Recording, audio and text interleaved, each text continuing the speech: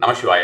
இன்றைய நாள் 11ஆம் தேதி அப்படின்ற ஒரு நாள் பொறுத்த வரைக்கும் பார்த்தோம்னா வைகுண்ட ஏகாதசி இருக்கு இல்லையா, அந்த வைகுண்ட ஏகாதசியை விட சிறப்பான நாள் அப்படிங்கிற மாதிரியான ஒரு விஷயமா, சிறப்பு இந்த சென்ஸ் பார்த்தோம்னா அதிக பலன் கொடுக்கக்கூடிய ஒரு நாள் அப்படின்ற மாதிரியான ஒரு விஷயமாக சொல்லப்பட்டிருக்கிறது. கைசிக ஏகாதசின்னு சொல்லுவாங்க. இப்போ வைகுண்ட ஏகாதசிக்கு எவ்வளோ நல்ல ஒரு பவர் இருக்கோ அதை விட அதிகமாக பவர் கொடுக்கக்கூடிய பலன் கொடுக்கக்கூடியது அப்படின்றது. அந்த பலன் அப்படிங்கிறது என்ன அப்படின்ற மாதிரியான இது விஷயமா இந்த ஒரு ஏகாதசியை பொறுத்த வரைக்கும் முத்தான ஏகாதசி, அதே போல் வந்து பார்த்தோம்னா மோட்ச ஏகாதசி, இந்த மாதிரி எல்லாமும் சொல்லுவாங்க. ஸோ இது எதற்காக இந்த மாதிரி வைகுண்ட ஏகாதசியை விட பெரிய விஷயம் அப்படின்ற மாதிரியான விஷயமா பார்த்தோம்னா, வைகுண்ட ஏகாதசிக்கு கூட நம்ம வந்து பார்த்தோம்னா விரதம் இருந்து சுவாமியை வீட்டிலையோ அல்லது கோவிலிலையோ போய் வழிபட்டு பின்னர் வைகுண்ட பரமபத வாசலை வந்து நம்ம வந்து தாண்டி வருவது அப்படின்ற மாதிரியான விஷயம்லாம் இருக்குது. ஆனால் இந்த ஒரு ஏகாதசியை பொறுத்த வரைக்கும் இந்த விரதம் இருப்பதாகட்டும், கடவுளை வழிபடுவது, பெருமாளை வழிபடுவது அப்படின்ற மாதிரியான ஒரு விஷயத்தை தவிர்த்து இந்த ஒரு இப்போ சொல்ல போறக்கூடிய ஒரு புராணத்தை கேட்டாலே அதற்குண்டான பலன் வந்து அதீதமாக இருக்கும் அப்படின்ற மாதிரியான ஒரு புராண கதை. அதாவது இந்த கதையை பொறுத்த வரைக்கும் வராகமூர்த்தியே சொல்லியிருக்கிறார். வராக பெருமாளே வந்து தாயாருக்கு சொல்லியிருக்கிறார் அப்படின்ற மாதிரியான ஒரு விஷயமாக இருக்கிறது. ரொம்ப ஒண்டர்ஃபுல்லான ஒரு விஷயம். இதில் நிறைய அர்த்தங்கள் போயிருக்கிறது. எவ்வளவு குயிக்காக இதை வந்து ரொம்ப பெரிய புராண கதையாக இல்லாமல் ரொம்ப மாடர்னாக எவ்வளோ சீக்கிரமாக இதை முடிக்க முடியுமோ அது மாதிரியான ஒரு விஷயமாக தான் இதை கொடுத்திருக்கிறேன். இதை ஃபுல்லாக கேட்கறது அப்படின்றது உங்களுக்கும் உங்கள் குழந்தைகளுக்கு உங்களுடைய குடும்பத்திற்கு அதிகப்படியான ஒரு பலன் கிடைக்கும். மற்றும் அது மட்டும் கிடையாது, இந்த ஒரு நாளில் நித்திரையிலிருந்து நித்திரைங்கிறது யோகம் ஸ்லீப்னு வச்சுக்கோங்க, யோகா ஸ்லீப், அதிலிருந்து பெருமாள் கண் விழிக்கக்கூடிய தினமாக இந்த ஒரு நாள் கருதப்படுகிறது. ஸோ அதனால வந்து ரொம்ப ரொம்ப அதிகப்படியான ஒரு பலன் இருக்கும். கைசிக ஏகாதசி அப்படின்னா என்னன்னா, கைசிக அப்படிங்கிறது வந்து பார்த்தோம்னா ஒரு பாடலுடைய ஒரு ராகத்தை போன்ற ஒரு விஷயம்னு வச்சுக்கோங்களேன். ராகம்னே வச்சுக்கலாம், கைசிக ராகம் அப்படின்னு வச்சுக்கலாம். பட் அந்த கைசிக ராகம் அப்படின்ற மாதிரியான விஷயம் வந்து பார்த்தோம்னா அது மாதிரி டைரக்டாக கைசிக ராகம் அப்படின்ற மாதிரியான விஷயமாக இல்லை. இது நம்ம வந்து கர்நாடிக் மியூசிக் ரிலேட்டடாக எது சொல்கிறோம்னா இது வேறு விதமாக சொல்லுவார்கள். எனக்கு அது தெரியல, அதனால் நான் அப்படியே பூசி முழுகிறேன். ஸோ இதில் மெயினான விஷயம் என்னன்னு பார்த்தோன்னா, இந்த கார்த்திகை மாதத்திலே வரக்கூடிய சுக்லபக்ஷ ஏகாதசி ஒவ்வொரு வருடமுமே இந்த ஒரு விஷயத்தை கேளுங்கள். அது நல்ல ஒரு பலன் கொடுக்கக்கூடிய ஒரு விஷயமாக இருக்கும்.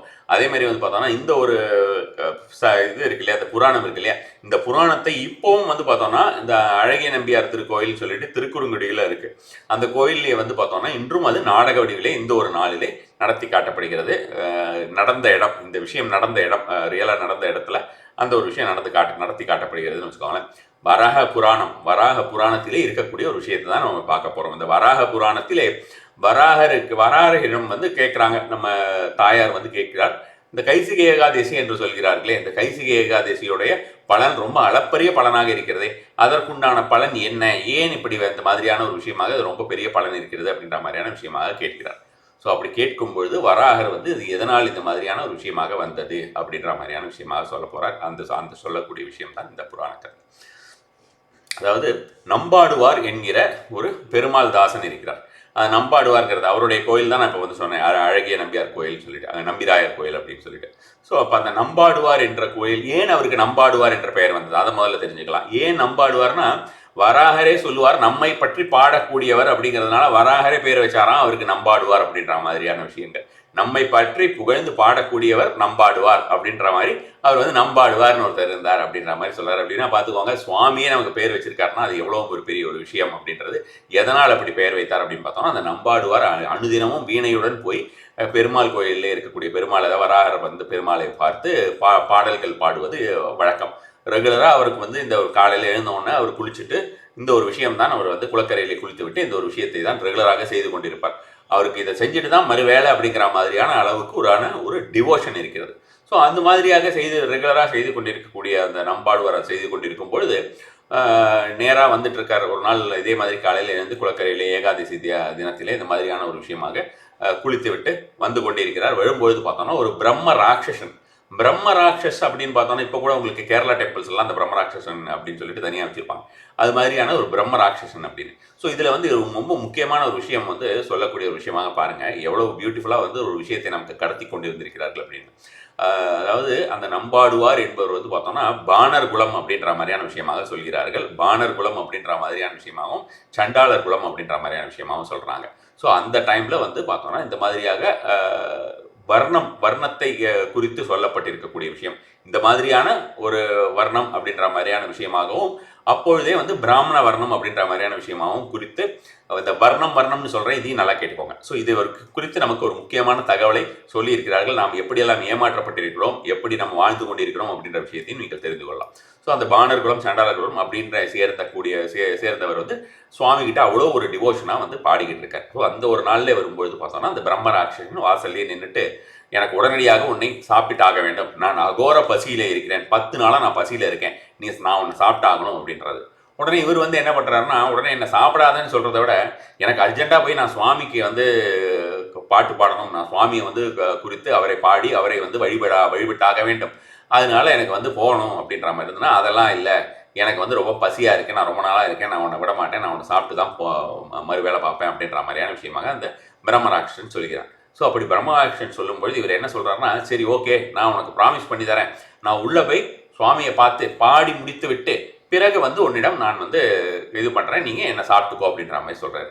அப்படி சொல்லும்போது இதெல்லாம் எப்படி நான் உன்னை நம்புறது, இந்த மாதிரி யாராவது வந்து கிடைச்ச இறையை விட்டோன்னா அந்த இறை போயிட்டு திரும்பி அந்த மாதிரிலாம் வருமா, இது மாதிரியான சரித்திரம் ஏதாவது இருக்கிறதா, அப்படிலாம் எதுவும் கிடையாது, நீ வந்து சும்மா எதையோ ஒன்று சொல்லிட்டு போகிற அப்படின்ற மாதிரியான சொன்னோடனே இவர் பல்வேறு விதமான ஒரு சபதம் எடுத்துக்கொள்கிறார் அந்த பிரம்மராட்சசியிடம். கண்டிப்பாக இந்த மாதிரியான ஒரு முறையாக நான் வரலைன்னா எனக்கு இந்த சாபம் கிடைக்கட்டும், நான் அப்படியும் நீ வந்து என்ன நம்பலைன்னா எனக்கு இந்த சாபம் கிடைக்கட்டும், நான் அப்படி வராமல் போனால் எனக்கு இந்த மாதிரியான சாபங்கள் கிடைக்கட்டும் அப்படின்னு சொல்கிறாங்க.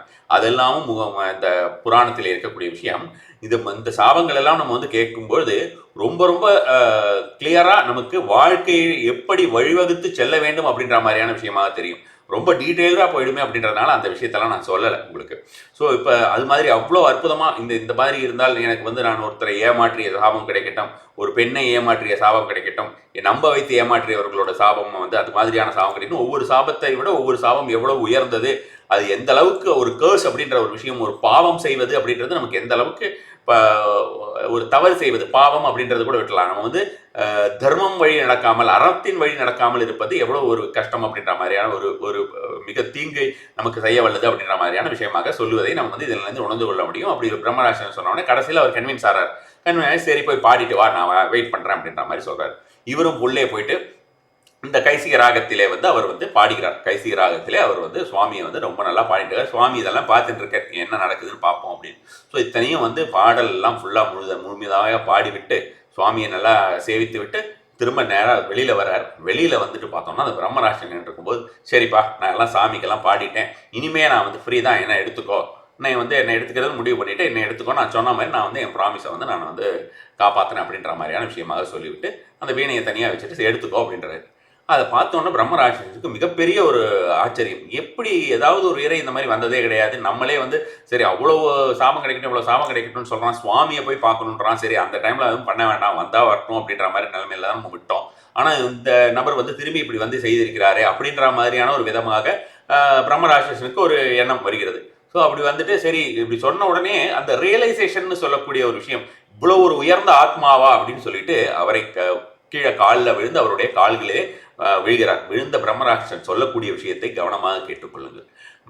சுவாமி, நான் ஒரு பிராமணனாக இருந்தேன், பூர்வ ஜென்மத்திலே நான் ஒரு பிராமண குலத்தைச் சேர்ந்தவன், அந்த பிராமண குலத்தைச் சேர்ந்தவனான நான் செய்த தவறுகளால், அந்த பாபங்களால், பாபம் அப்படின்னு சொல்றது வந்து நம்ம வந்து அன்எத்திக்கல் திங்ஸ்ன்னு வச்சுப்போம், சரியா? நம்ம லீகல் இல்லீகல்ங்கிற விஷயத்துக்கு போக வேண்டாம், அன்எத்திக்கல் எத்திக்கல் அப்படின்ற மாதிரியான விஷயமா எடுத்துப்போம். ஸோ அது தர்மம் சார்ந்த விஷயம் என்று எடுத்துக்கொள்வோம், அறம் சார்ந்த விஷயம் என்று எடுத்துக்கொள்வோம். அப்படி வந்து செய்யும் பொழுது அது போல வந்து இருக்கக்கூடிய ஒரு பாவங்களை செய்து விட்டேன், அந்த பாவங்களை செய்த காரணத்தினாலே நான் மறுபிறவியில் இந்த மாதிரியான ஒரு பிரம்ம ராட்சசனாக ஒரு சாபத்தின் விளைவாக இந்த மாதிரியான ஒரு விஷயமா ஆயிட்டேன், அதனால எனக்கு எப்படியாவது எனக்கு ஒரு சாப விமோசனம் கொடுங்கள் சுவாமி அப்படின்னு சொல்லிட்டு அவருடைய கால்களே விழுகிறான். நான் சுவாமியெல்லாம் டைரக்டா போய் கேட்க முடியாது, அவருடைய செவிகளிலே என் போன்ற பிரம்ம ராட்சசர்களுடைய குரல் ஒலிக்காது, நீங்கள் அதற்கு ஒப்பான ஒரு நபராக இருக்கிறார் அப்படின்னு சொல்லிட்டு இவருடைய கால்களே விழுகிறார். ஸோ அப்படி கால்களில் விழுந்த உடனே இப்போ இவருக்கு வந்து சரி ஒரு இவ்வளோ பெரிய பிரம்மராட்சசன் நம்ம காலில் விழுந்து இந்த மாதிரி கேட்குறாருன்னு அப்போ சொல்கிறார், நான் இது வரைக்கும் போய் சுவாமிக்கு பாடினேனே, இந்த பாடிய கைசிக ராகத்தினுடைய முழுமையான பலன் உனக்கு சேரட்டும் என்று நான் சொல்லிட்டு சுவாமியை நான் வேண்டிக் கொள்கிறேன், அதை நான் உனக்கு தத்தம் செய்து கொடுத்து, அதாவது நான் உனக்கு அதை கொடுத்துட்றேன், அந்த பலன்கள் ஃபுல்லாத்தையும் நான் உனக்கு கொடுத்துட்றேன், ஸோ அதெல்லாம் உனக்கு சேரட்டும், அப்போ உன்னுடைய பாவ கணக்குகள் போகட்டும் அப்படின்றாரு. அப்போ என்ன ஆகுதுன்னா அவர் பாடிய அந்த பாட்டுடைய வலிமை, அந்த டிவோஷனோட வலிமை என்ன ஆகுது, அந்த பாட்டுடைய முழு பலனும் அவருக்கு சேரும் பொழுது முழுமையாக அவருக்கு அந்த சாபனிவர்த்தி அப்படின்ற மாதிரியான ஒரு விஷயம் அடைகிறார். அதாவது இதுல வந்து நம்ம வந்து தெரிந்து கொள்ளக்கூடிய இன்னொரு விஷயம் என்னன்னா, அந்த பாணர் குலம் என்ற, அதாவது பிராமணர் குலத்தை விட தாழ்ந்த குலமாக சொல்லப்பட்டு வந்த, இப்போ இந்த மாதிரியான விஷயத்தெல்லாம் நிறைய பேர் கிரியேட் பண்றாங்க இல்லையா, அது மாதிரி இருக்கக்கூடியவர் அந்த பிராமணர் அப்படின்றவர் அவருடைய கால்களில் விழுந்து அவர் பிரம்மராஷ்டராயிருக்கார். அது பிராமணர் செய்தாலும் சரி, எந்த குலத்தோர் செய்தாலும் சரி, பாவம் பாவமே தவிர வேற எதுவும் கிடையாது. அதே மாதிரி அவர் வந்து பிராமண குலத்திலேயே இருந்து கொண்டு அவர் பாவங்கள் செய்து கொண்டும் மற்ற குலத்திலே இருந்து கொண்டு மிகப்பெரிய ஒரு கடவுள் பக்தியோட இருந்து கொண்டால் அவர் தான் வசதியானவர் அப்படிங்கிற ஒரு விஷயத்தை வந்து மிக மிக முக்கியமாக தெரிந்து கொள்ள வேண்டியது. அந்த டைம்லையும் பார்த்தோம்னா இந்த பாணர் குலமாகட்டும் அல்லது பிராமணர் குலமாகட்டும் இந்த மாதிரியான குலங்கள் அப்படின்னு சொல்லக்கூடியது வர்ணம் என்று சொல்லி இருக்கிறார்கள். வர்ணம் அப்படிங்கிறது ஒரு யூனிஃபார்ம் மாதிரி, அந்த மாதிரியான விஷயமாகத்தான் வர்ணம் தான் இருந்தது. இந்த பிரிட்டிஷ்காரெல்லாம் உள்ள வந்ததுக்கு அப்புறம் தான் ஜாதியாக மாறியது. அந்த ஜாதியை என்பதை அவன் வந்து போன பின்பும் இங்கே இருக்கக்கூடிய பொலிட்டீஷியன்ஸ் எல்லாம் முக்கியமாக பிடித்து கொண்டு நம்மை அந்த ஜாதிக்குள்ளேயே உழல வைத்து பல்லாயிரக்கணக்கான மக்களுடைய ஒரு கீழ்நிலைக்கு ஆளாகி இருக்கிறார்கள். அது மாதிரியான ஒரு வாழ்க்கையை தான் நம்ம வாழ்ந்து கொண்டிருக்கிறோம் என்பதை நம்ம வந்து முக்கியமாக தெரிந்து கொள்ள வேண்டும். ஸோ அதனால அந்த ஜாதி அப்படிங்கிற ஒரு விஷயம் வந்து முக்கியம் கிடையாது. மிக மிக எந்த அளவுக்கு நாம் வந்து தர்மத்தின் வழி நடக்கிறோமோ அந்த ஒரு விஷயம் தான் முக்கியம் அப்படின்றத இந்த ஒரு விஷயத்தினால ஒரு மாரல் ஆஃப் த ஸ்டோரி அப்படின்ற மாதிரியான விஷயமாக தெரிஞ்சுக்கலாம்னு வச்சுக்கோங்களேன். ஸோ அவ்வளோ ஒரு முக்கியமான ஒரு விஷயம் இந்த புராணத்தை கேட்பதே அவ்வளோ ஒரு பெரிய ஒரு பலன் கொடுக்கும் அப்படின்றது. அதாவது மோட்சம் இல்லையா, அந்த மோட்சம் அப்படின்னு நம்ம வந்து சொல்லும்போது எனக்கு மோட்சம் கிடைக்கிறது, எனக்கு லிபரேஷன் கிடைக்கணும் அப்படின்னு பார்த்தோம்னா, அப்போ என்னுடைய தாம்பத்திய வாழ்க்கை மற்ற எல்லா மெட்டீரியலிஸ்டிக் லைஃப்பை விட்டு நான் போயிடுவேன்னா, எனக்கு ஏகப்பட்ட கடமைகள் இருக்கிறதுனா அது இல்லை.